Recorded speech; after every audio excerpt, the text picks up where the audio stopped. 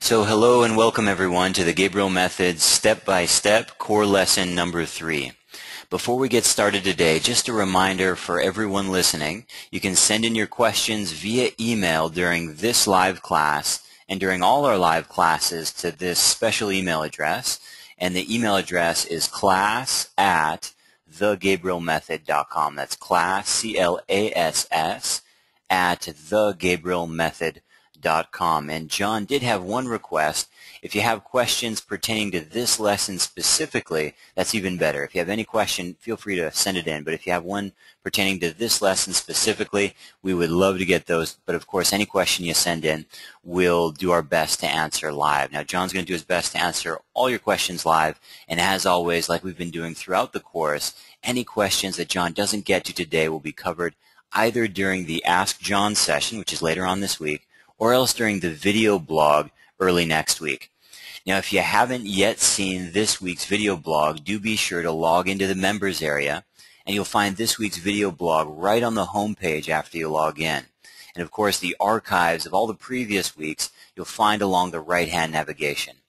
So again, thanks so much for joining us today. We're very excited for today's class, and with that, I will turn it over to John. Okay. Hi, everybody. Thanks for coming back. Before we get started on this week's core lesson, I just wanted to talk about the weekly checklist that we're doing because I've been seeing some posts in the forum, people saying, I haven't started the checklist yet. What do I do now? Do I go back to week 1? Do I go to week 2? How do I start?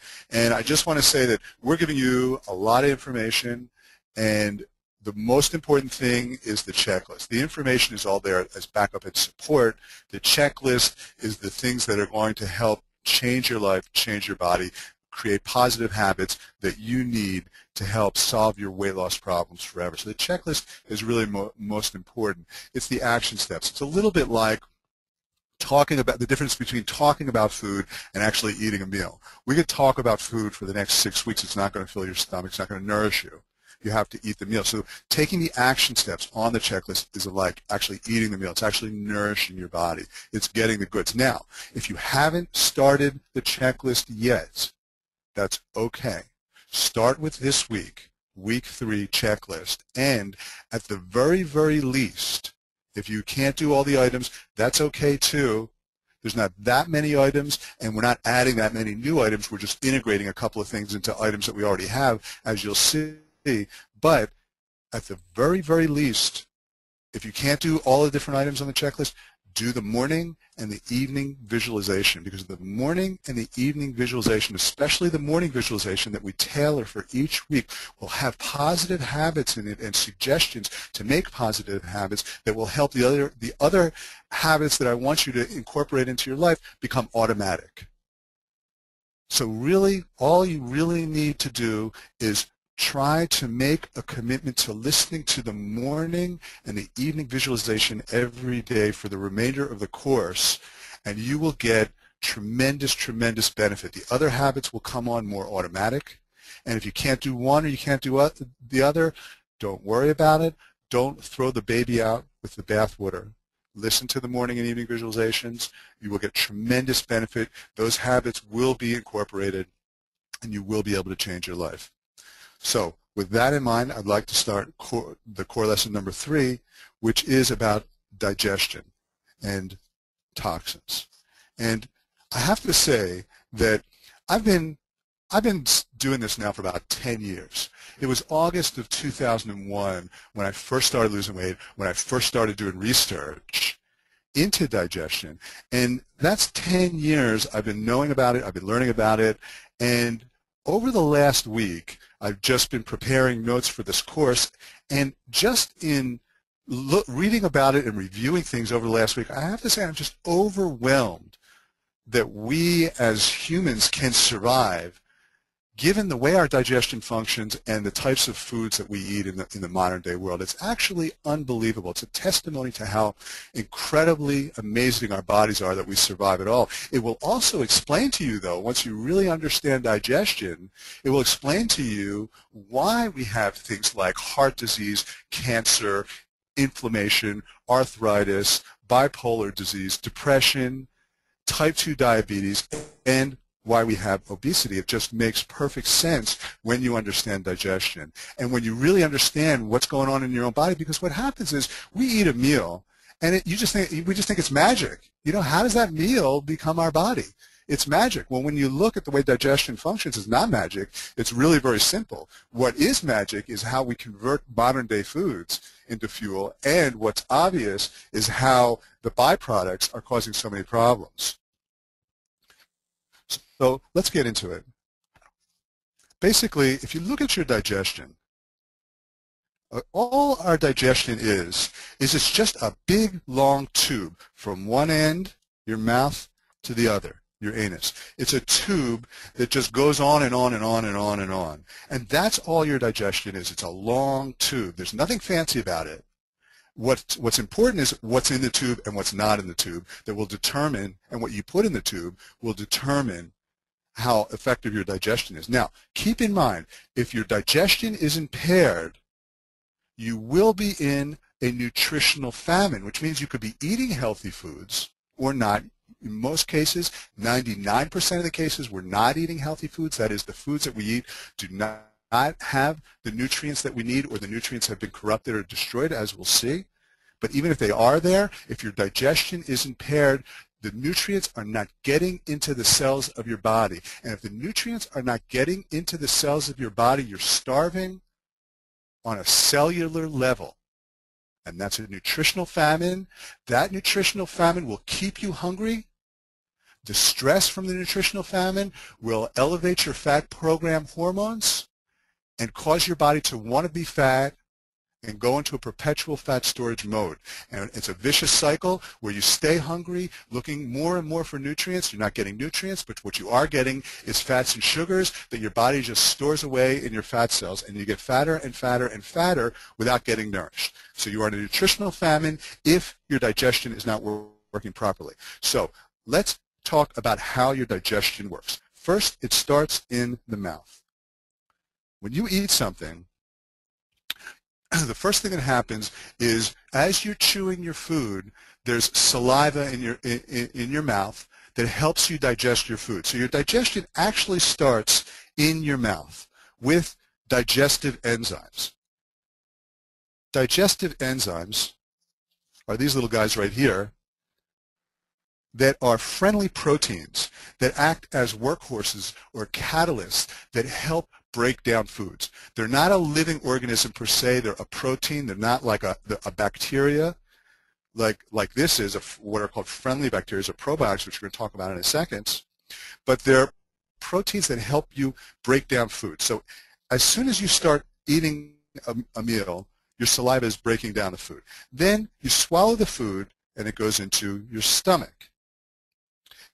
Now, once the food's in your stomach, and now all that's happened is this tube that's gone from your mouth goes down your esophagus, and then it gets big for a little while, and it becomes a sac. So the tube becomes a sac in your stomach. And in your stomach, your liver and your gallbladder produce bile, which is a very strong acid that helps break down food, and your pancreas also produces more digestive enzymes. So you get this juice in your stomach that breaks down food with the bile and the digestive enzymes. Then, once it becomes broken down slightly, it then goes into your small intestine. And your small intestine is just more of the tube that's covered by like it has its own little sphincter that goes from the stomach to the small intestine, and bit by bit food goes into the small intestine. Now the small intestine is just a very, very long tube that has lots of friendly bacteria, or it's supposed to have lots of friendly bacteria, and these friendly bacteria take the pre-digested food, and as it travels all through this long, long tube, breaks it down into very, very small parts. Then once it's in very, very small parts, it actually goes through. There's a very permeable, tiny permeable layer in your small intestine where the food goes through the small intestine when it becomes small enough particles and into your bloodstream, where it then travels throughout your blood into your body. And that happens all through your small intestine, and then it goes into your large intestine or your colon, and then whatever hasn't been digested, whatever's the waste, is supposed to, and I say supposed to, because in an ideal world with ideal foods, is supposed to be eliminated out. And if your digestion's working properly, the food goes in one end, the nutrients get digested, they get broken down, they go into your bloodstream, and then the waste comes out. And your tube stays clean and pure and functioning properly in an ideal world. Unfortunately, as far as digestion goes, we are most definitely not in an ideal world. So what goes wrong? The first thing that goes wrong is the food we eat. Cooked food. Okay? Cooked food, cooking food changes the molecular structure of the food into something that we are not used to digesting. Our enzymes are not used to digesting, and our friendly bacteria are not used to digesting. Now, there are thousands and thousands of creatures on this planet and about 700 different species of mammals. There's not a single creature or mammal on this planet that eats cooked food except us and our pets, of course. And our digestion, which has been taken from all the different animals that are there, and over the thousands and thousands of years that we've been around, has never been evolved on cooked food. We do not have the proper enzymes to digest the cooked food. So we're not digesting the cooked food. Also, when you eat food that's hot, the actual enzymes get deactivated. Their enzymes are used to functioning at body temperature. When you eat foods that are hotter than body temperature, not only do you burn the inside mucosa of your stomach, but the enzymes do not function. And even if the enzymes could function, they can't digest the molecularly changed food. Now, proteins get denatured. That means they get changed in shape and burnt, and so we can't digest them as proteins. So we're not getting the proteins of the cooked food to a large extent. If it's really, really charred food, we're not getting any of the proteins. If it's heated slightly, we're missing about 30% of the proteins. So somewhere in between, we're not getting proteins. The fats become rancid, toxic, and carcinogenic when you heat them. And they've changed to a very hard fat, as we talked about in the last class, that coats the cell wall with a very rigid, permeable layer so that it's rigid so that the hormones like insulin can't communicate properly, and you get things like insulin resistance, which puts you in perpetual fat storage mode, type 2 diabetes, which is a very severe case of insulin resistance, depression, bipolar disease, inflammation, which also activates the fat program hormones. And so all of these things happen because we're eating cooked foods. Now, those are cooked proteins getting denatured and fats becoming rancid and carcinogenic. Now, grains, processed grains, are also something that we are not used to. Now, the whole method of processing is to do various things so that the grain or the bread or the cake or whatever it is becomes resistant to being broken down. And when it's resistant to being broken down, that means it's resistant to the bacteria in the environment that would otherwise break down the nutrient. Now, the thing is, if a food that we're eating is resistant to bacteria in our environment and resistant to being broken down, it's going to be resistant to the bacteria in our the friendly bacteria in our intestines also. So by making foods resistant to breaking down outside on the shelf and having it have a longer shelf life, it means that it's going to have a longer shelf life inside your stomach as well. It's not going to get broken down inside your stomach. And Neil put this slide in that I didn't know. He says, wellness educator and nutrition consultant Karen Hannaran has kept a hamburger, I guess a McDonald's hamburger, since 1996 to illustrate its non-existent ability to decay. Aside from drying out a bit and having the oddest smell, it apparently hasn't changed much in the past 12 years.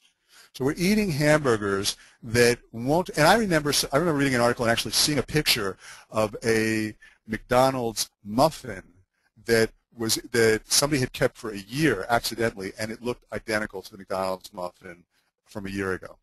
So we're putting foods, processed grains, into our stomach that do not decay and our friendly bacteria cannot digest. And more importantly, there are toxins, pesticides and herbicides in the grains and in the breads that kill our friendly bacteria. And to illustrate this, there's an incredible article from the Weston Price Foundation. Now, Weston Price was a dentist back in the 30s in populations and found that indigenous populations throughout the world that eat an indigenous diet had perfect teeth. They had no dental disease, and they didn't suffer from common degenerative diseases that we suffer from, such as heart attacks, cancers, and diabetes. So he studied nutrition, and he's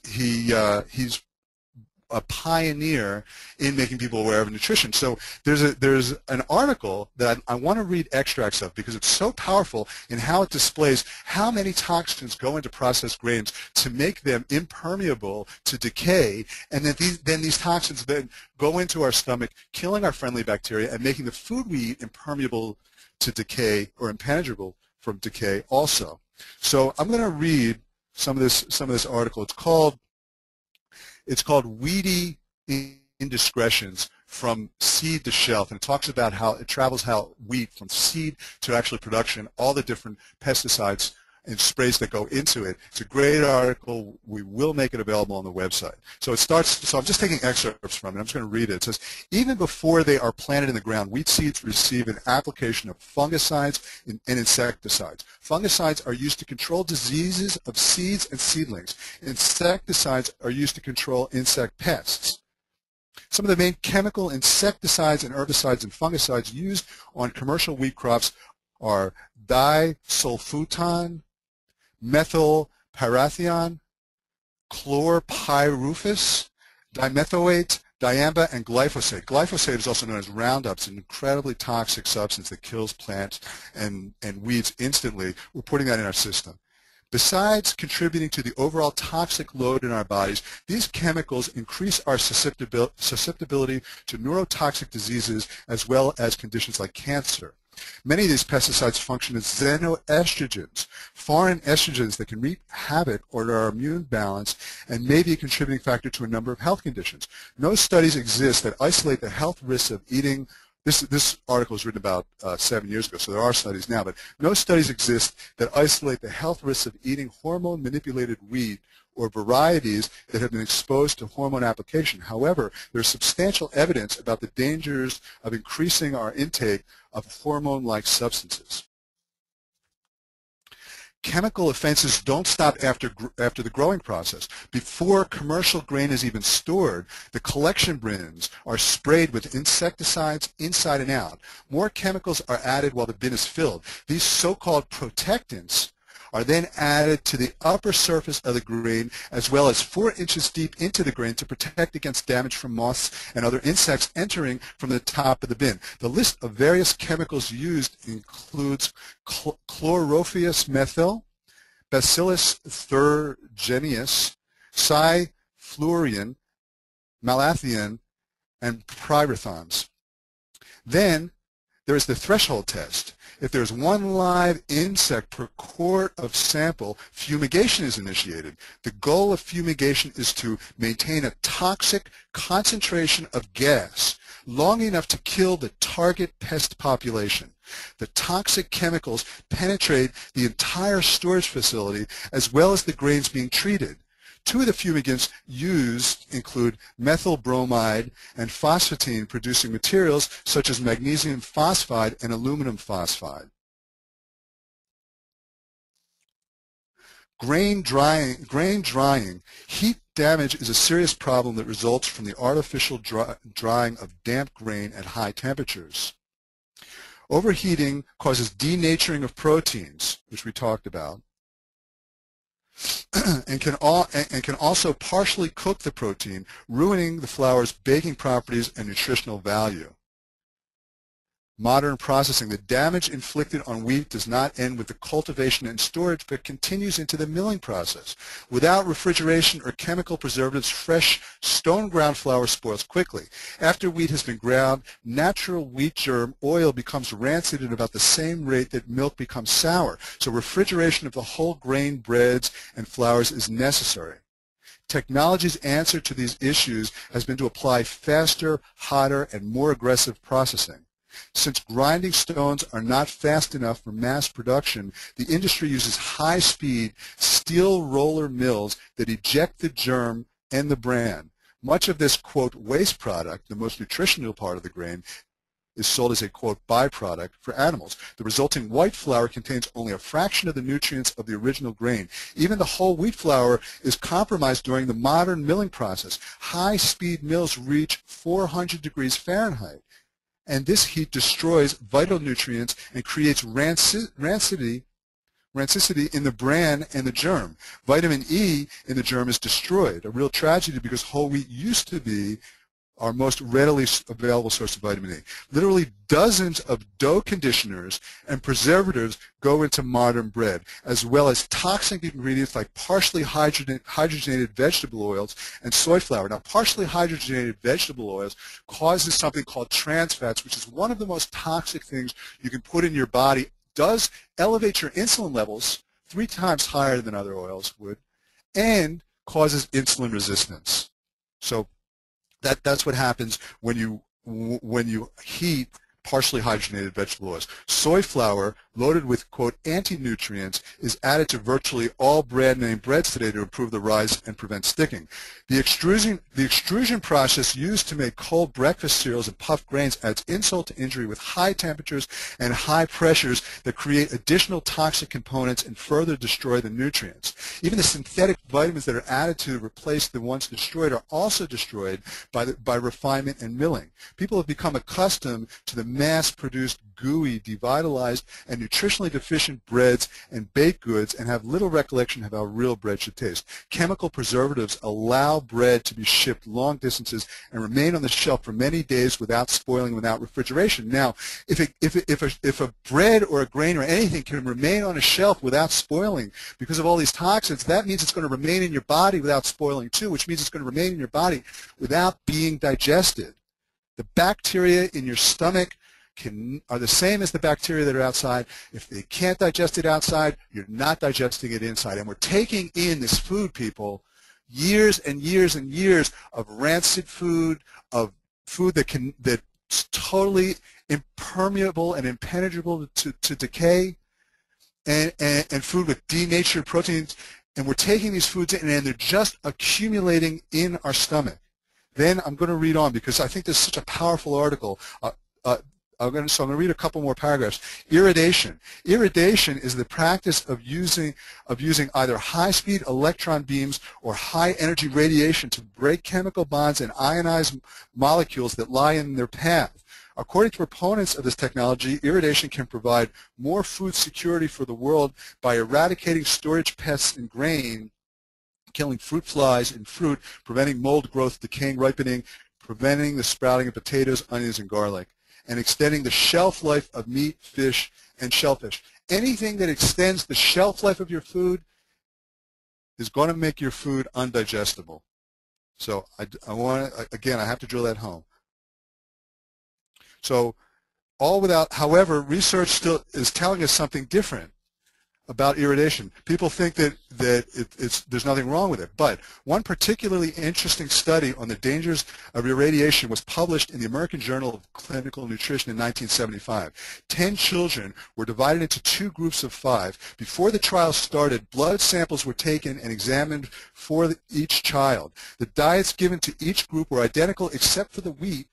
For the experimental group had been irradiated 2 to 3 days earlier with a dose recommended for grain disinfestation. After 4 weeks, the examination of blood samples showed abnormal cell formation in 4 of the 5 children given irradiated wheat.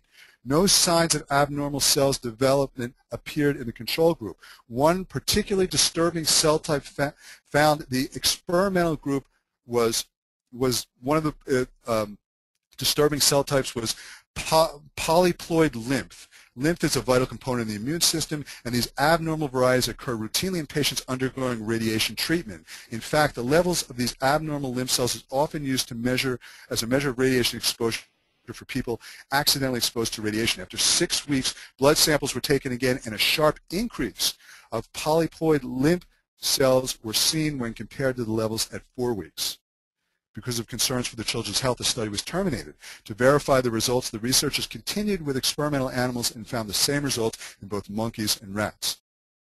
Other long-term health implications from eating irradiated foods includes lower immune system, decreased fertility, damage to the kidneys, depressed growth rate, as well as reduction in vitamin A, B complexes, C, E, and K. Now, they've got a list of nutrients lost from refining of wheat. Thiamine, you lose 77%. That's B1. B2, you lose 80%. Niacin, you lose 81%. B6, 72%. Pantheonic acid, 50%. Vitamin E, 86%. Calcium, you lose 60%. Phosphorus. The list goes on of the losses. And then, after all that, we genetically engineer our foods.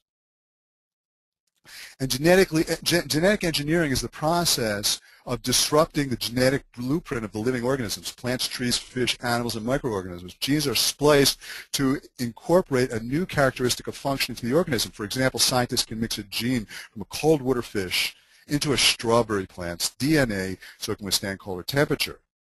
Now, some genetically modified seeds these days actually have the pesticide Roundup built into the very seed itself. So, this is the food we're eating every single day of our life. We're taking this food in. And people are saying to me, is it okay to have this grain? Is it okay to have that grain? I say, keep the focus on adding, but know what you're eating and understand what you're doing to that tube inside of you. So in addition to all these toxins that we're adding to our body, they're killing our friendly bacteria. So not only are we not digesting the food that's impermeable to digestion, but we're killing the friendly bacteria in our digestion. And this same bread that we're putting into our system is nothing but sugar and gluten. And gluten, by the way, gluten plus water equals glue. My daughter loves arts and crafts, and when there's no glue around, she knows how to make glue herself. She takes corn flour and water, and she makes glue. Gluten is a gluey substance that goes into our system. Our stomach glues up, binds up our stomach, prevents other nutrients from passing through and being absorbed, and causes a condition called leaky gut syndrome. Leaky gut syndrome is caused from hot food burning the intestinal mucosa, unfriendly bacteria, medications such as non-steroidal anti-inflammatories, and gluten. What they do is they damage the intestinal wall. They damage the intestinal wall, causing increased permeability, allowing toxins and undigested nutrients to leak into the bloodstream. So we're not able to digest our nutrients. We're causing rifts in our intestine, and the toxins, the undigested foods and toxins, then go into our bloodstream and totally toxify us. Now, when we have an excess of toxins entering our bloodstream, our fat programs get activated because we have to store those toxins in our fat cells. If we're taking in more toxins than we can flush. So we're not digesting the foods, and the toxins are going to our system. And these toxins then cause food allergies, asthmas, inflammation, type 2 diabetes, heart problems, cancers, all these things that we're taking medications for. And many of the medications that we're taking then activate our fat programs. So here's a long list that I got from a very trusted medical source that I'll give you the link to later, of all the things that have been implicated with leaky gut syndrome. I'm not going to go through all of them, but there's bowel disease, chronic inflammation and arthritis, skin conditions like acne and psoriasis. I don't know, this one surprised me, but AIDS apparently. I don't know how that happens.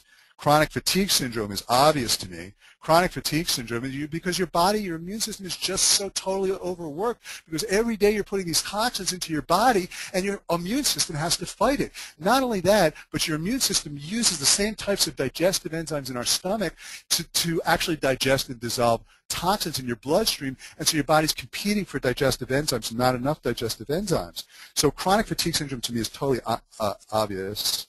Hepatitis, chronic pancreas dysfunctions, that's obvious. Cystic fibrosis, that makes sense.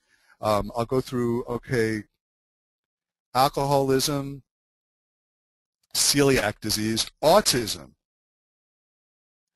I gave a talk to a group here in Australia that are doing incredible work called the Mind Foundation, and it's spelled with 2 Ds. If you want to look it up, MINDD, the Mind Foundation, and they're helping parents, they're educating parents and helping to treat children of autism and ADD by taking out gluten and dairy products that are causing leaky gut syndrome. And they are getting, let me tell you something, they are getting incredible, incredible results. And I give a talk to both parents and doctors. The parents were as educated as the doctors. They were empowered. They saw incredible benefits to their kid.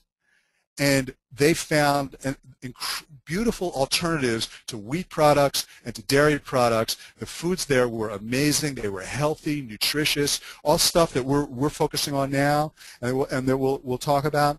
But I saw firsthand how treating autism by preventing and reversing leaky gut syndrome, how it worked, and it does work. There's no question about it. Pasteurized milk, as I just talked about. Now, when you pasteurize milk, you change it molecularly so it's impermeable to decay or resistant to decay from bacteria. Then you drink it, and it's resistant to the decay from the bacteria in our stomach, and that causes inflammation. And the hormones that go into your bloodstream as a result of inflammation, they're called pro-inflammatory cytokines. They cause insulin resistance, which we talked about last week. They cause leptin resistance, which activates the fat programs, put your bodies in fat storage mode. So these are all the things that we're putting in. Then we microwave our food. Microwave our food causes toxic waste and makes your food totally, totally denatured, and something that your body doesn't even have a clue of how to digest, and is carcinogenic. That's microwave foods. Hot foods burn your mucosa on your stomach. If you think about it, when we eat foods that are hot, they don't feel that hot once they go into our stomach. That's because our stomach doesn't have nerve endings for us to sense hot. But the stomach lining, the mucosa in the stomach, is very sensitive to heat. It's the same type of sensitivity as the under part of your wrist, where you can see your veins in your wrist. Now, next time you eat some hot soup, pour a little bit of that hot soup. I actually don't want you to because it'll hurt you, but imagine pouring a little bit of that hot soup on the under part of your wrist where your veins are and how that would feel to that skin. Your mucosa in your stomach is the same level of sensitivity, you just can't feel it. We're burning our mucosa, and that's totally impairing our digestion. Then hot food also causes something called leukocytosis. Leukocytosis is a condition characterized by the elevated number of white blood cells as a result of eating foods. Now, prior to 1930, it was thought that eating would trigger leukocytosis, that was just common, that our white blood cells basically reacted when we ate food as if a foreign body, a harmful foreign invader entered your bloodstream. Your white blood cell count will go up as much as 300%, and that's routine, and that's called leukocytosis. Now, Dr. Paul Kuchkoff in the 1930s discovered that leukocytosis really only occurs when you eat cooked and processed foods. If you eat live, raw food, the way we ate food thousands of years ago, and the way every animal on this planet eats food, it doesn't cause an increase in white blood cells. And he also found, and this is crucial to us in the real day world, because let's face it, we're in the real world here. What do we do about this? If 50% of the food you eat is raw with every meal, there was no leukocytosis. That's crucial for us here in the real world. And that's why I say, and we're going to talk about this when we get further down the road, make everything a salad. There's several reasons why to make everything a salad. Add a salad to every meal. I will explain why more in a minute, but that, for one thing, prevents leukocytosis or an increase in white blood cells when you eat. So your body doesn't think it's a poison. So our digestive, if you look at our digestion, if you look at our digestion, okay, we've got these enzymes and bacteria. Now, our enzymes are getting, there used to be enzymes, in live food, there's enzymes in the food that help with the digestion, but our body produces enzymes. But the enzymes that our body produces can't digest the foods that we're eating, and our immune system's competing for those digestive enzymes. And what happens is, over time, our digestion, we become depleted in digestive enzymes, and they get destroyed in the cooking process. Now, all the toxins in the food we eat, plus antibiotics, chlorinated water, and other pesticides, kill friendly bacteria. So the friendly bacteria are in our tube. So basically, if you look at our tube, what's supposed to be in our tube isn't in our tube. The digestive enzymes aren't functioning well, and the friendly bacteria aren't in our tube. So what's in our tube? Unfriendly bacteria.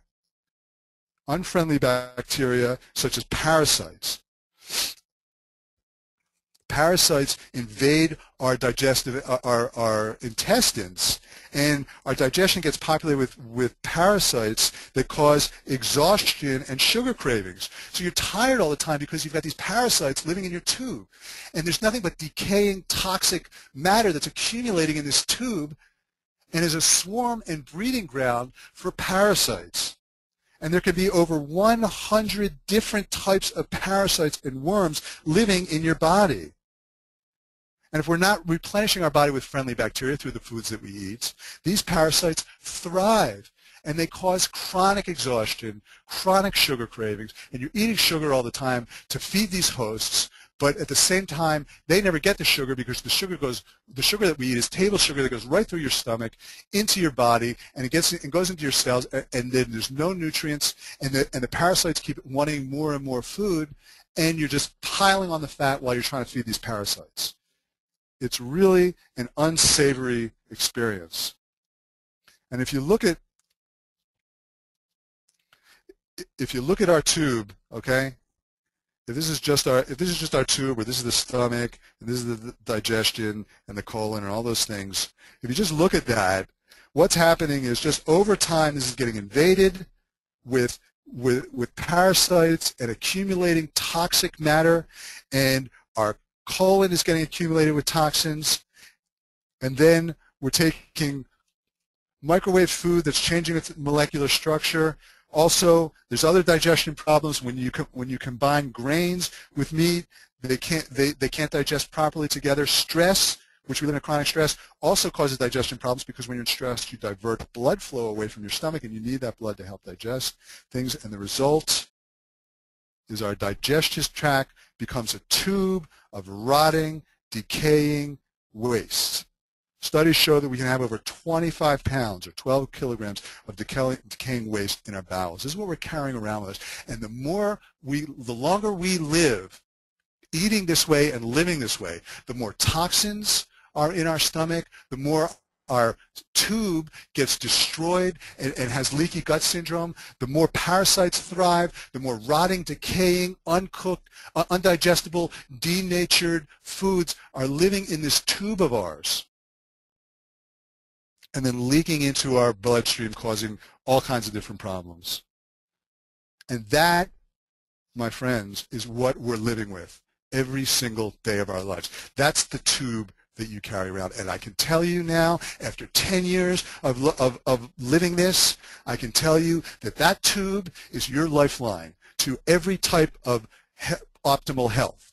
Whether you're talking about dealing with cancers, type 2 diabetes, chronic fatigue, inflammation, arthritis, chronic pains, any type, depressions, whatever it is, Look at that tube that goes from one end of your body to the other.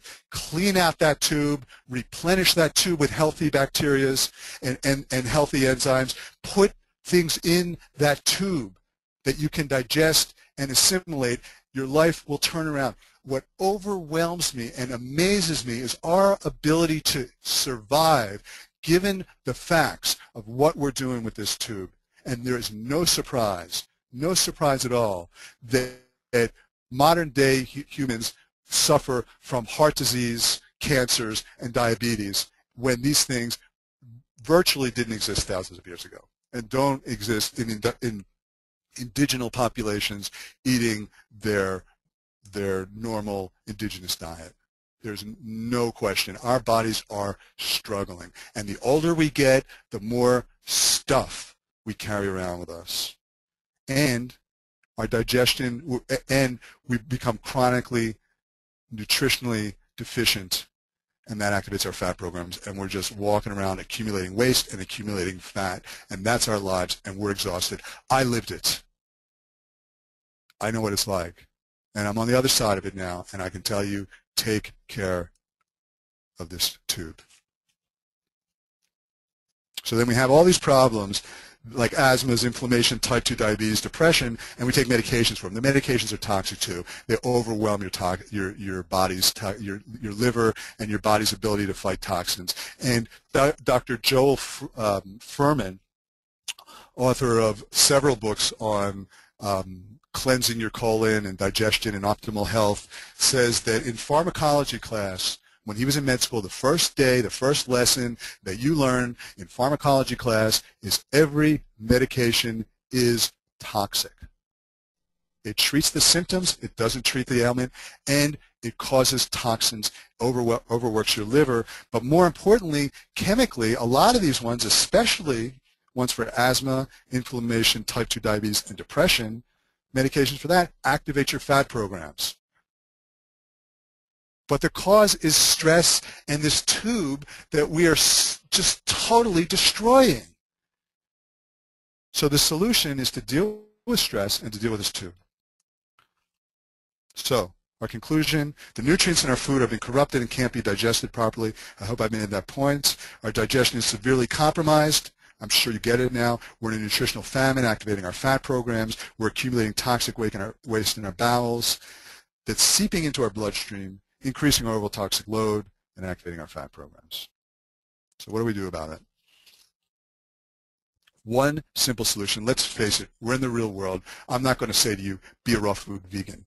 Although, I have to admit, recently, especially now that I'm experimenting with all kinds of unique, tasty, delicious recipes for this recipe book that I'm making, which I'm very excited about, guys, and we're getting very close. We're a couple of months away from, we're 2 months away from going to print on the recipe book. I'm not going to tell you to be a raw food vegan. I'm not a raw food vegan, but I'm going to tell you that in the real world there are some simple solutions. One, add a salad with every meal. Remember what I said about leukocytosis. If 50% of your food that you're eating every meal is a salad, then you won't get leukocytosis. That is, your body won't treat it as a toxin and overwhelm your immune system. Now, salads help with digestion in a number of ways. Because salads have friendly bacteria and digestive enzymes in them already, they help with digestion, and the food stays in. When you're eating a salad, you have to chew longer, and the food stays in your mouth longer. So the digestive enzymes that are in your mouth have a chance to work on the food, to act on the food, and to digest the food. And when we talk about the checklist, one of the things I'm going to ask you to do is try to keep your food in your mouth longer. So it's got friendly bacteria. It also fills your stomach with bulk, and one of the ways your body knows that you're full is the bulk in your stomach. So by taking longer by keeping it in your mouth longer, by having digestive enzymes, and by filling your stomach with healthy food, it helps enormously in digestion and assimilation. Also, you're getting nutrients that you can digest and assimilate, and it detoxifies your body. It's got lots of alkaline things and chlorophyll that detoxify your body. So add a salad. So if you're going to have a pizza, make it a salad. If you're going to have a McDonald's Happy Meal, which I hope I've made the point, is not something you want to do because it's not nourishing you, but if you're going to do it, take that McDonald's Happy Meal, cut it up, make a big salad with it. What is a salad really that I'm talking about? I'm talking about green, live, organic lettuce leaves and sprouts. I don't need other vegetables. I don't care about other vegetables.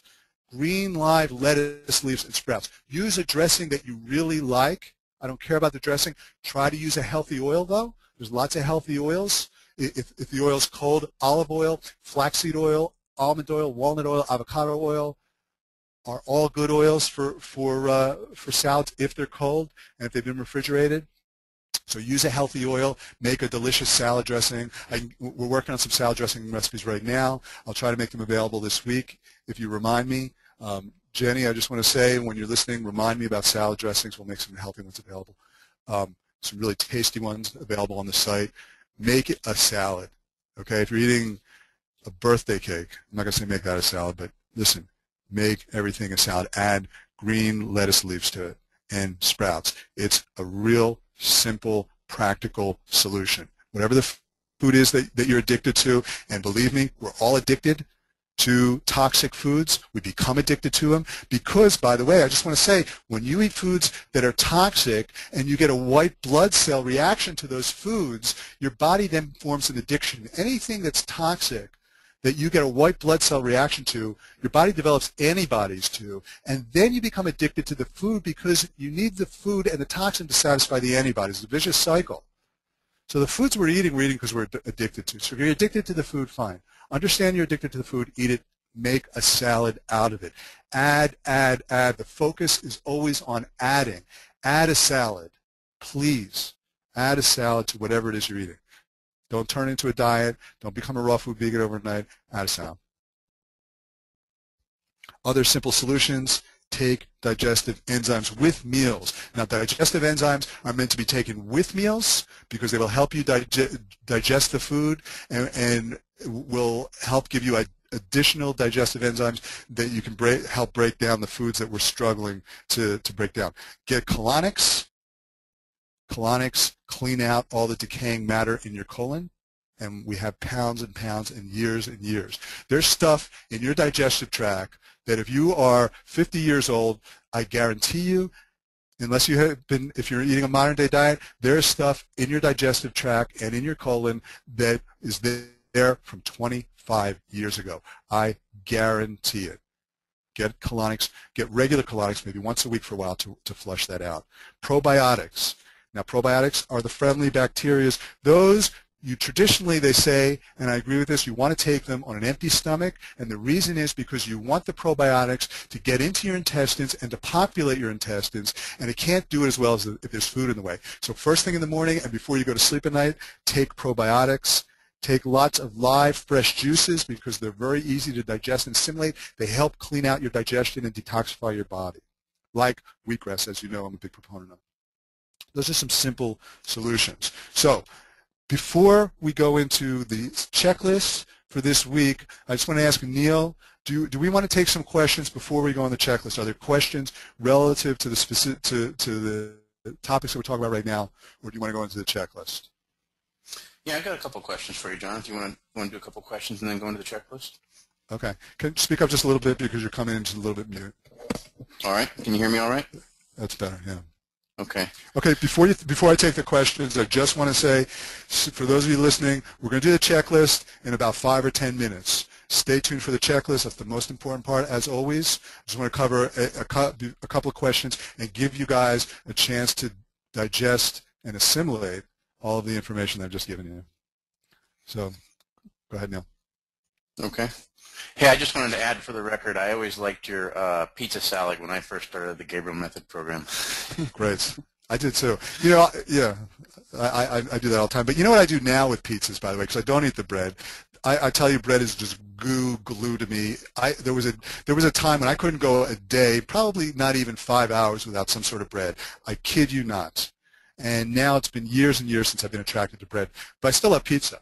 And we have that one pizza that I gave you with the omelet pizza thing. But the other thing I do is I will order a pizza, especially when I'm in New York, because pizzas in New York are incredible. I will order a pizza and a salad, and I will take the tops off of that pizza and put it in the salad, and I love that. That to me is delicious. I don't eat the bread part of it.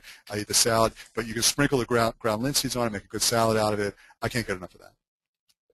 But A anyway. lot of people don't know you're a pizza connoisseur, John. You know exactly the right time, how long that pizza's got to sit under that lamp. Because you used to work in New York. Well, that's part of living in New York. I mean, nobody in the world makes pizzas like New York, and I've said this in a number of my different conferences. And living in New York and having gained so much weight in New York, you know the pizzas. You get it down to a science where the pizzas, they're a special oven. It's a really crisp pizza dough, and there is a science to it where you don't want to get the pizza when it's just out of the oven because then the dough's too soft. You want it sitting under the lights for about 45 minutes to an hour and a half. After an hour and a half, it becomes too crispy, and you get really good at looking at a pizza slice under the lights and saying, that one, no, that one's an hour and a half, that's too long. That one's 45 minutes, I'll take that one. When it's just right, it used to blow me away, but now I still get the same pleasure from taking the tops off and making a salad out of it. There's no question about it. I think we should have another webinar on how to pick the right slice of pizza.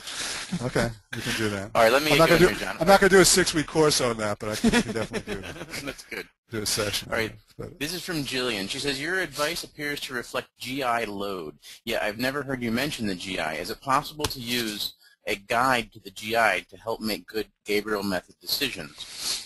Okay, I will say that I have mentioned the GI. I mentioned it a few times in the last course session too.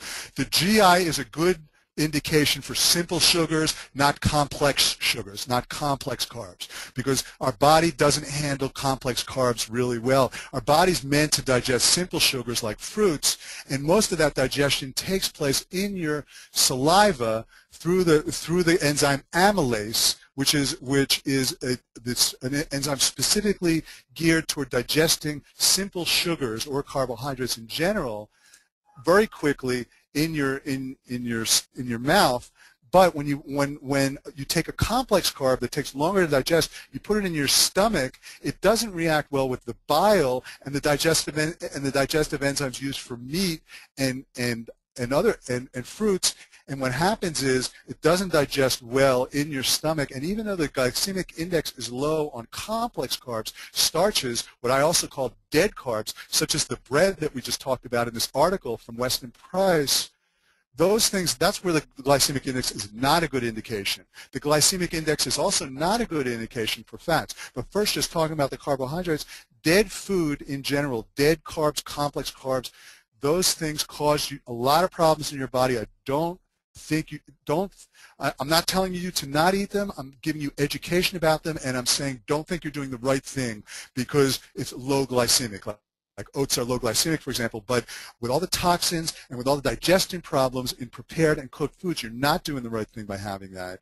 You're not doing anything healthy for you, regardless of what conventional modern wisdom says. I'm standing here saying, in my opinion and my research, and many other people will back this up, you are not doing the right thing by having low glycemic starches. Okay, I don't think you're doing anything good for you. But when it comes to simple sugars, yes, that's when the glycemic index is very handy. So with simple sugars like xylitol is a very low glycemic index, so it's better than table sugar, which is a high glycemic index. Coconut palm sugar somewhere in the middle. Stevia is 0. So with simple sugars, glycemic index is a good indication. Now, I saw someone in the forum thinking that marzipan, which is basically cream and sugar, someone said it's better than ricotta cheese, which is more protein and whey, because it's lower GI. Now that is not correct information, because the fat in milk is not a good fat. It's a saturated fat that can cause insulin resistance and make the cells very hot, make the cells very rigid and cause insulin resistance. So cream is not a good fat, and so you can't use the glycemic index for things like marzipan and ricotta cheese. You can only use it as a good indication for simple sugars. That is, things like table sugars and sweeteners. And once again, never, ever, ever use artificial sweeteners, because there's chemicals in them that activate your fat programs and destroy your digestion. For example, aspartame has certain amino acids, phenylalanine and aspartic acid, that act as neurotransmitters that hyper-excite the part of your brain that's in charge of the fat programs, activate your fat programs. Sucralose has chlorine in it, and chlorine kills the friendly bacteria in your stomach. You are not doing anything good for yourself with artificial sweeteners. You're making your body want to be fat. So healthy, simple sugars, glycemic index is a good indication. Okay? Okay. Vera's got a question, John. I think this is a great question, one that I've wondered myself. If food does not break down in the gut, then why do we get fat? Shouldn't it just pass straight through us undigested? Good answer. The first thing is it doesn't pass straight through us undigested. It just gets impacted in our colon and our walls. But the sugar from the bread passes right through our stomach and goes right into our fat cells and activates our insulin levels. So all we're getting out of this undigestible food is the sugar. That's all we're getting. Our body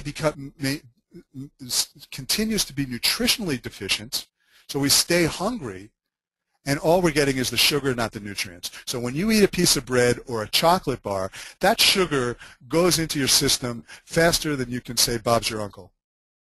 I mean, by the time that bread or that sugar makes it to your stomach, the sugar in it, the refined sugar, and that's what that glycemic index thing has already made it into your bloodstream.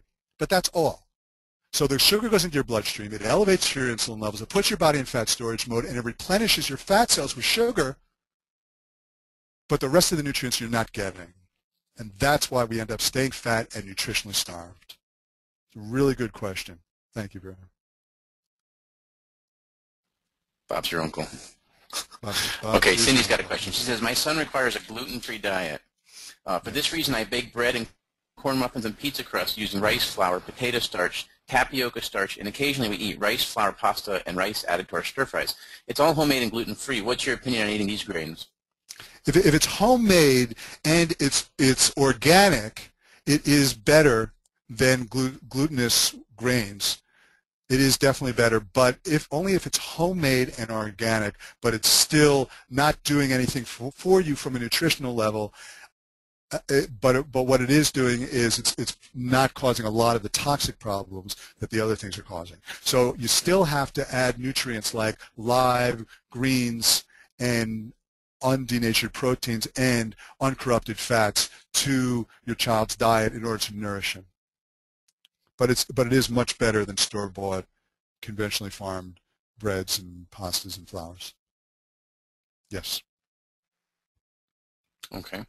All right, well, we got a question from Don who wants to know what you think about peas and beans, and he also wants to know, he says, in your book you say that sprouted grain breads are very good for you. Do you still maintain that? Are they okay to eat as a bread alternative, I guess?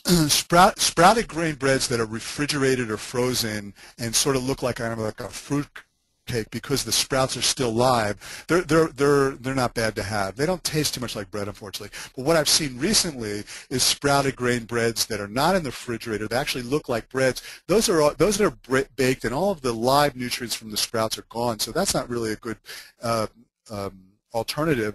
But if it's the sprouted grain that's cold or either refrigerated or frozen, and that's soft and tastes a little cakey, yeah, that's a healthy live nutrient. You can definitely have that. Neil, what I'm going to do now is I want to go to the step-by-step checklist for this week, and go through it, and then we'll have a couple more questions, then we'll have our visualization. Okay, so let's go over this. Let's go over the action list for week 3.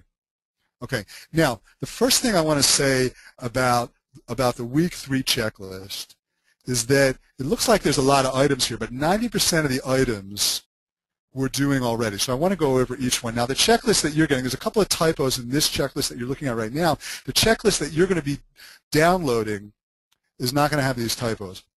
It's going to be a little simpler to use. So the first one says week 2 morning visualization. That should say week 3 morning visualization, because we're going to make a visualization right now to help with digestion and assimilation and to help develop the cravings and the attraction for more healthy live foods. So you want to listen to that every morning. Now, if you're doing a checklist already, you're already doing this. I'm not adding anything to the checklist. We're just substituting one visualization for another. If you're not doing the checklist, this is the thing you want to start with, the morning and the evening visualization.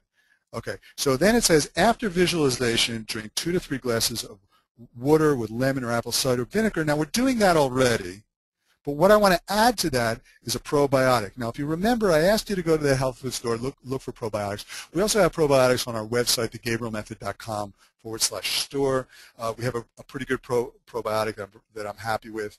You want to get a probiotic that has as many different friendly bacteria as possible, not just the traditional one that's got Lactobacillus acidophilus and nothing else. So you want to have as many different friendly bacteria as possible, and preferably also friendly soil organisms in them. Some of them are just like a combination of different fermented foods, or there's different ones. You want to get the highest quality probiotic. Have the probiotic in the morning. So all you're doing, you're already doing the habit of the water in the morning. All I'm doing, so this is the first thing that's new that we're adding, is we're adding a probiotic. Add a probiotic in the morning, and I hope that we've been able to demonstrate how incredibly important that is. Okay, here's another one we're adding.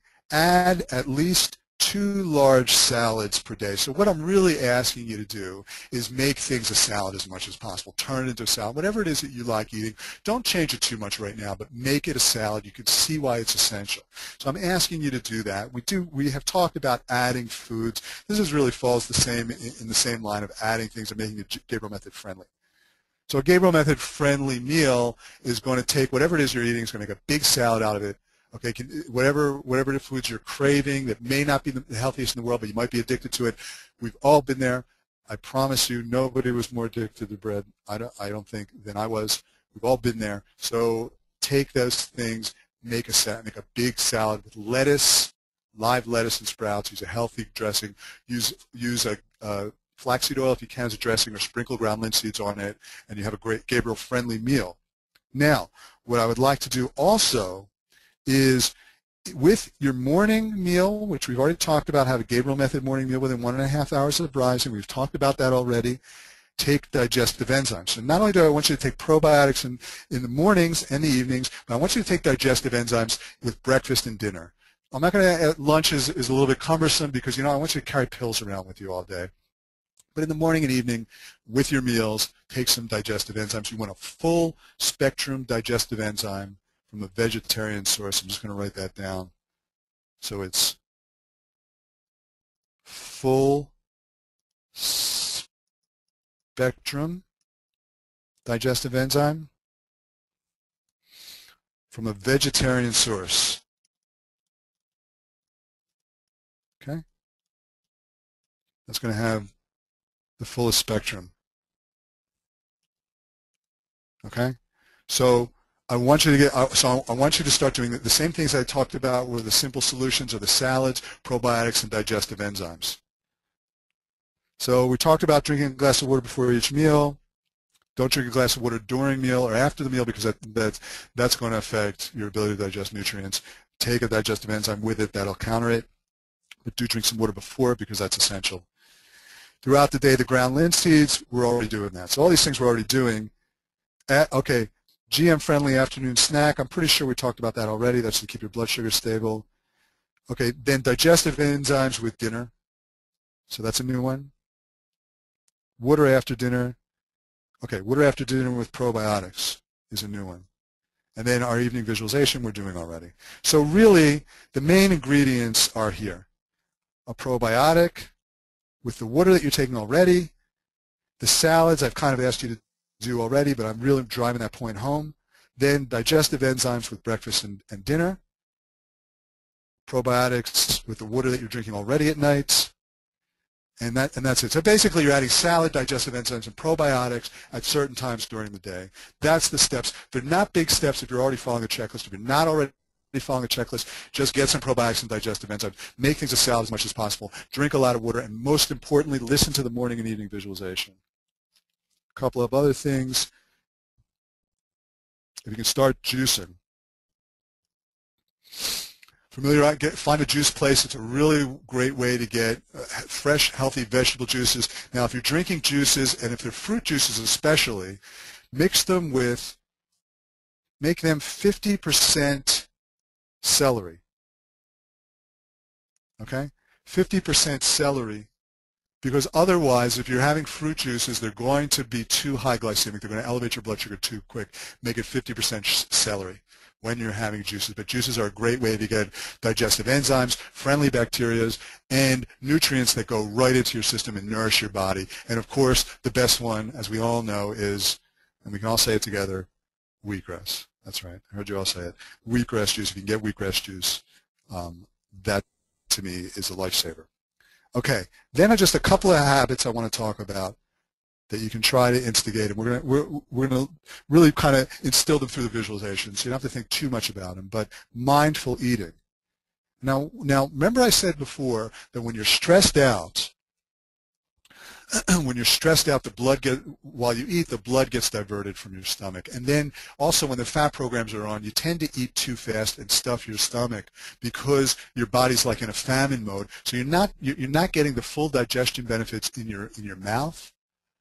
And so your digestion gets compromised, and you're overstuffing your stomach, and the blood's, because you're stressed out, the blood's getting diverted from your stomach. So here's some really simple ways to increase your digestion and also decrease the amount of food that you're taking without doing much things. Take 15 seconds before you eat. Stop, be calm, center, and present. Just take 15 seconds and relax before you eat. That will help you be less stressed out and not eating your food too fast. I used to eat my food like I was shoveling it, and that happens when the fat programs are on because your body's in a famine. Okay, so take 15 seconds before you eat. Just get centered and focused and present. Chew your food really well and keep your food in your mouth as long as possible. The more you chew your food, the more digested it'll be. The more the digestive enzymes in your saliva will be able to work on the food, and once it gets in your stomach, it will be pre-digested. Chew your food as long as possible. There's been some interesting studies about chewing food. There was a guy, I think who was a concentration camp victim, back in World War II, who was incredibly healthy, and nobody could understand why when everybody else was dying, and he used to chew his food for like 200 times before it went into his mouth. And he started this whole movement, and I got to say, I tried it for a while. It's annoying, okay? Nobody wants to chew their food 200 times. I don't want to chew my food 200 times. But if you did do it, you'd be incredibly healthy because your food would be digesting much differently, and you'd be much more nourished, and you wouldn't have a lot of these digestive problems. So don't chew your food 200 times if you don't want to, but make a point of keeping the food in your mouth as long as possible and chewing your food as well as possible. And as the food's in your mouth, this is something I used to do for a long time, especially after I lost the weight, and I was really conscious of, I don't want to gain this weight back, and I was doing as many healthy things as I could. As the food's in your mouth, say something like this. This is what I used to say. This food is nourishing my body. There's no need to rush. So I'm chewing the food. I stop for a second. The food's in my mouth. I say, this food is nourishing my body. There's no need to rush. And then I'd swallow it. And I'd be calm, centered, and focused. I wouldn't overeat. I wouldn't shovel the food in my mouth. It would be digested. I'd be nourished by it, and it wouldn't overtax my system. And then after 5 minutes into your meal, take a 5-minute break for 5 minutes. 5-minute break for 5 minutes, as opposed to a 5-minute break for 10 minutes. But take a 5-minute break for 5 minutes. Okay? So what I mean by that is you're eating for 5 minutes, then just take a break. Like if you're at a dinner table with people or your guests, whatever it is, then just stop for 5 minutes, enjoy the conversation. They don't have to know about it. If you're eating by yourself, maybe just get up, walk around for 5 minutes, come back. This gives your brain a chance to register that there's food being taken in. It takes 20 minutes for your brain to register that you're eating, and in that time you can pack twice as much food in your stomach as you otherwise would, especially when the fat programs are on. Your body stops listening, your brain stops listening to your stomach anyway. So what happens is we stuff our stomach, and our stomach stretches. And the only way we know that we've had enough to eat is when we can't put any more food in our mouth. That's a message to your brain that you've had enough. But it's not a nutritional message. It's just a message that your stomach has been stuffed. Over time, after each meal, we stretch our stomach, stretch our stomach, stretch our stomach, takes more and more food. We're not digesting it, and it causes a lot of digestive problems, and we're overeating. So mindful eating, we're going to talk about it. I'm going to put in the visualization for us. And then, we've been doing a journal already, and I just want to make the note, continue to keep a journal, and if you feel like it, at the end of the day, write down how the food you ate made you feel. Did your stomach feel bloated and stuffed? Or did it feel calm and relaxed after you ate? Did you feel nourished by the food, or did you feel exhausted? Did you feel like you were extracting the nutrients, or was it just becoming toxic waste? Become aware of the cause and effect of that tube. More than anything, become aware of that tube. That is your lifeline to all types of health, vitality, long life, happiness, and fitness. Become aware of that tube. Let me see what time it is. Neil, we'll take a couple more questions, then we'll do my visualization, okay? All right, sounds good. Yeah, that guy you were talking about, I think his name is Antonio Stanchik. Is that how you say it? I don't know. It sounds like something like that. Why did you do that? Did you chew your food 200 times? And I didn't do it that many times, but I'm not laughing at it. I'm laughing at I have tried it, and I got to tell you, it drives you crazy. You want to like commit suicide after a while because it drives you crazy. So, well, but you know, he says he was in there with 32 other guys in this one camp, and he taught this technique to 2 other fellas, and those 3 were the only 3 who survived out of those 32 people. Thank you. That's right. He taught that's exactly right. He taught the technique to 3 other people. They were the ones that survived. Right. Exactly. Thanks for that. Yeah. No problem. Okay, so let me see here. We've got I've got a question from Rose, who's had her gallbladder removed due to it being damaged over 20 years ago. Yeah. And I'd like to read you her story. Since then, I've continued to pile on the weight, and I've tried many forms of dieting only to fail because I don't see them through to the end. I tend to start off with a bang only to fizzle out. I've also been using a CPAP machine for the last 10 years. I'm determined to do my best to follow the Gabriel method ultimately because I am and have been severely obese for many years. Life is a real painful drag, and I long to be healthy, fit, and happy again, not just for me, but for my husband and children. Do you have any further advice for me when following the GM method with reference to having no gallbladder? Yeah. Okay. So when you have no gallbladder, it means that it's tough to get bile into your system for digestion. So your digestion is going to be compromised. So what I would suggest to you also is digestive enzymes are crucial for you. And remember, before I said to get a digestive enzyme from a vegetarian source, there's also digestive enzymes from meat sources. You may also want to get a digestive enzyme from meat sources because they're going to have more bile in them, and that's going to help your digestion. So you need to have digestive enzymes with every single meal. Also, you need to get that's the CPAP, sleep apnea taken care of. But yeah, you need digestive enzymes at every meal. I would take them both from a vegetarian source and from an animal source, and you can get both you should be able to get both at your health food store.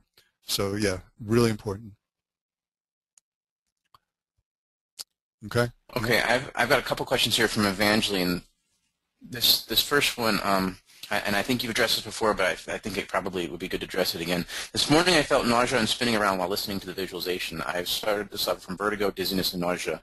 Is this normal to be feeling like this while listening to the visualization? Also, do I have breakfast before the visualization or after? I would have breakfast after the visualization. And I would do the visualization lying down if you're feeling dizzy. I think from my experience, there's a lot of energy moving through your system, and that energy is making you nauseous. You may also want to experiment with listening to the visualization without music, which we're making available now because it could be the music. The music has a special frequency following program in it that puts you in a very deep state, and it's great for most people, but it could be causing you that dizziness also. So experiment with doing the visualization without the music too. Okay, she continues on. She says, my other problem is I eat too fast. I know we're talking about this tonight, John, so I figured I'd throw this one in. Like someone is going to steal my food or something. However, I do remember where this comes from. A childhood memory states if I do not eat all my food, my mother will hit me, so I will eat quickly and then I'll go out and play. If I do not, I will be beaten and I will not be able to play. So, John, is eating too fast preventing me from losing weight? I think those issues need to be resolved. We're gonna deal with it a little bit in this visualization, and especially the mindful eating that we just talked about. I have memories as a kid where my older brother would actually steal food off my plate, and then my father would pick him up and hit him over the back of the neck and say, drop it, drop it. It was a big drama, and everybody has these dramas, and those things did originally cause me to feel protective of my food. So you don't want to feel protective of your food, especially that affirmation that I talk about where the food's in your mouth and you say, this food is nourishing my body, there's no need to rush. That's crucial for you. And the visualization that we're doing this week, you may want to listen to that for a while until you no longer feel that feeling like someone's taking it or that there's some sort of stress surrounding your food. So you may want to listen to this week's visualization for a while and do that affirmation and do the mindful eating tips on your checklist. Yeah. Okay, this next one is by Shona, just came in. She says, I find the have a GM-friendly breakfast and lunch, in quotes, item on the checklist stirs up anger in me. The thought is it starts to seem like a diet. In response, I have added flaxseed, yogurt, protein, etc., but refuse to take away the muesli, and though I did reduce the portion. 2 hours later, I'm still hungry. I take it my anger and hunger is indicative that I'm still in fat switched on mode. Is there going to be more help with determining fat switches? And John has said that without addressing the causes first, then no food changes will actually be of use. I feel a little lost in knowing what my fat switch is. I got it. Next week we're going to be talking about what I consider by far the most important issues, which are mental and emotional issues that cause your body to activate the fat programs. And there's no question in my mind that there's mental and emotional issues at play here, causing your body to feel like it needs the fat and causing that resentment. Don't turn it into a diet. Eat your muesli. Keep the focus on adding. You don't necessarily need yogurt per se. You just need a good source of protein, and you need some live food. And you need to become aware of what you're eating and how it's affecting you.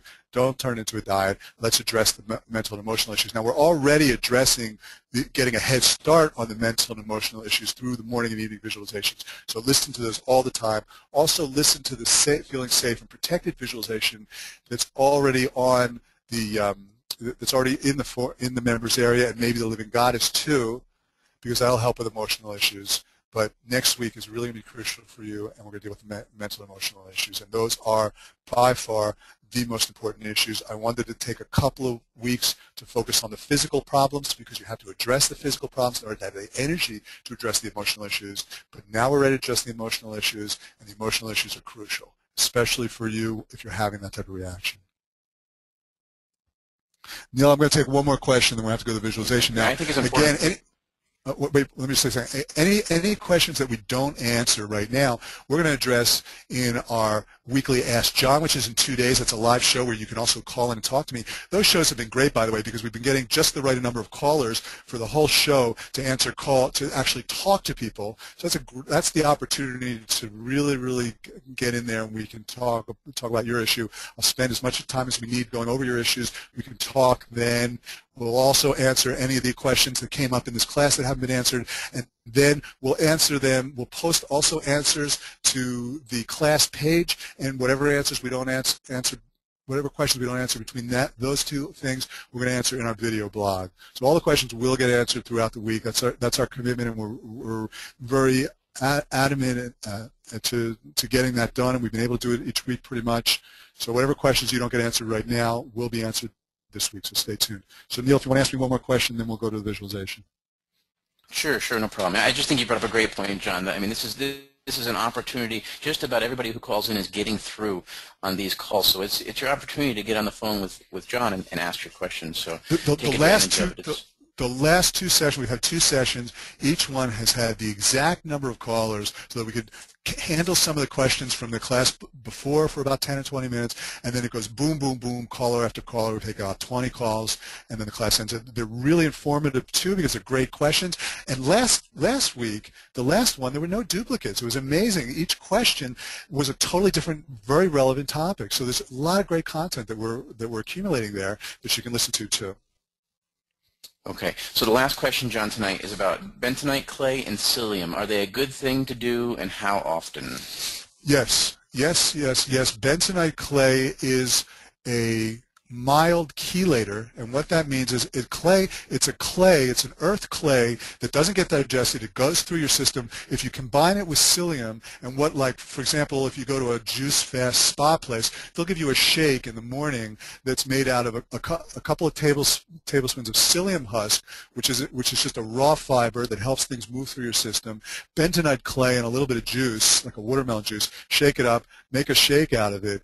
The clay is a chelator that sucks heavy metals out of your system and helps clean your colon. The psyllium husk helps it go through, and it helps clean your digestive tract and detoxify your body. Now, you don't want to take bentonite clay. Bentonite clay, by the way, you can order through the internet. They send it to you. You don't want to take bentonite clay with food or probiotics, because it will prevent the absorption of the food. So if you have an empty stomach first thing in the morning and you're not going to eat for an hour, taking bentonite and psyllium together is a really good way to take care of your digestive tract.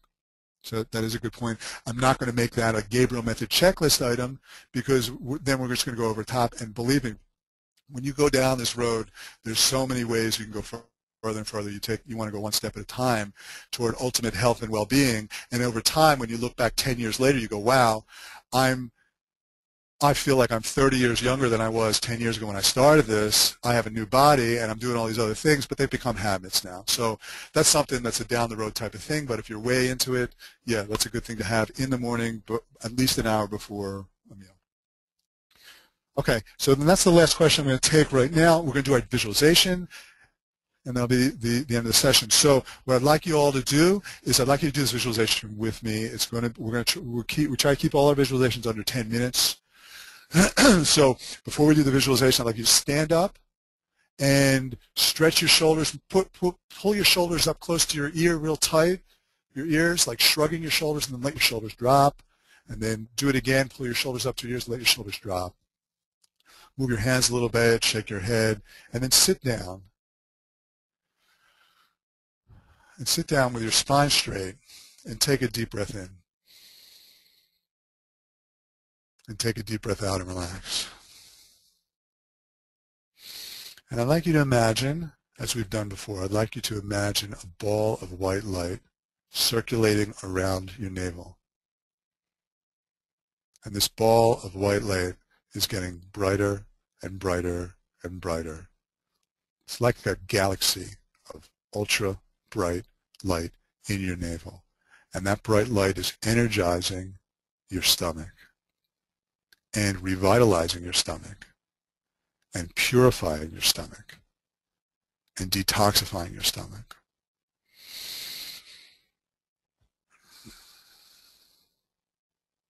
And then just imagine that same bright light that's in your navel, you're actually in an ocean of that bright light. It's all around you.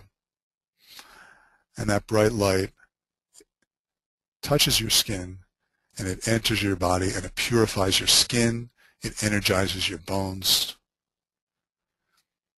And as that bright light then enters your body, it enters your digestive tract, it enters your mouth, your esophagus, your stomach, your small intestines, and your large intestine. From one end of your tube to the other, that ocean of bright white vitality energy is entering your digestive tract. It's purifying your digestive tract. On an energetic level, it's cleaning out the toxins in your digestive tract. And it's purifying your digestive tract. And you've got this ball of white light that's spinning around your navel. And I'd like you to imagine that all the excess weight in your body just dissolves into this energy. It becomes an energy itself, and rather than being fat, it gets transmuted into a different type of energy. It gets transmuted into bright, white, liquid light that gets sucked into your navel. So all the excess weight in your body is gone, and you're sitting there in your most perfect, ideal shape without an ounce of excess fat, and you feel amazing. And your whole digestive tract, from your stomach, from your mouth, down to your anus, your whole digestive tract is glowing with bright white light and vibrance is being purified. Any of the waste that hasn't been eliminated turns into an energy and gets sucked into the center of your navel and never gets seen again. It gets evaporated. It gets washed clean so that you've got a brand new digestive tract. Your whole digestive tract is brand new. All of the impurities are eliminated, and you're able to digest and assimilate nutrients. And you're sitting there in your most perfect, ideal shape. And I'd like you to imagine, as you're sitting there in your most perfect, ideal shape, with your digestive tract glowing with bright white light and being regenerated and purified and healed, that you, in your mind's eye, I'd like you to imagine that you stand up and you're walking through your day. And as you're walking through your day, you can see your digestive tract from one end to the other glowing with bright white light. And you can see yourself healthy, fit, vibrant, and energetic. And you can see yourself in your most perfect, ideal shape. So there's not an ounce of excess weight on you. Your digestive tract is totally purified. And as you go through your day, you can see the foods that you're attracted to. You're attracted to healthy, live, vibrant, rich, colorful, live, beautiful foods.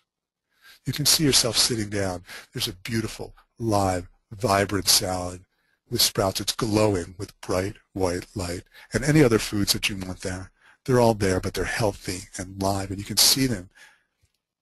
And you're just attracted to the healthy, live foods. And you're sitting and you're calm and centered and happy as you're about to have a meal. And you take a bite of the food and you hold it in your mouth and you chew your food slowly and you feel the energy of this ocean of white light going into the food and energizing and digesting the food. And you see the food going into this tube in your digestive tract that's glowing with white light and easily energizing and digesting the food, and that energy going into your body and energizing you. And you just have one or two bites, and that's enough. Magically, you're feeling energized. The food is actually nourishing your body. It's getting through your digestion. It's getting into the cells of your body, and the cells of your body are glowing with a bright, white, live vibrance. You're eating live foods, and your body is alive again, and you feel safe and protected and energized and nourished from this live food and from the life that's now in your body, and you feel protected by it, and you have lots of energy. And you get up and you go through your day, and you're bouncing. You're actually bouncing. You've got so much life force in your body. And you're able to easily go through your work commitments. They're so easy and so effortless, and you're fit and light and healthy. And you see yourself in the morning taking your probiotics, and you see yourself eating your digestive enzymes with meals and eating lots of healthy live salads. And your life is flowing. Your day is flowing. You have energy, power, amazing stamina, and just effortless. Everything is so effortless. You don't need that much food anymore. You need a couple of bites of food, of real choice live food, and you're energized. Your system kicks in, and you can see your digestive tract glowing wherever you are. You're at the office, you're with your family, you're playing sports, whatever it is, your digestive tract is purified, glowing, live, vibrant, and healthy and renewed. Your lifeline, your tube to life, your lifeline to life itself is renewed and energized and is now nourishing you, and your cells are glowing with bright white light, and you have energy to finish your day, and the weight is melting off of you. You don't need the weight anymore. Your body's nourished, it's energized, and it's totally protected. And so the weight falls off, and the energy expands. And you only have desires now for the healthiest live food because you're getting energy all the time. You don't need that much energy from food. You're not dependent on dead foods anymore. They actually have no attraction anymore. What attracts you is alive, healthy, beautiful, vibrant foods. You energize your body. you feel totally nourished, and your day flows beautifully, successfully, happily, and each day you are getting better and better and better and healthier and fitter and thinner and more amazing and more fantastic and more powerful. And in every way possible, you are living the life of your dreams.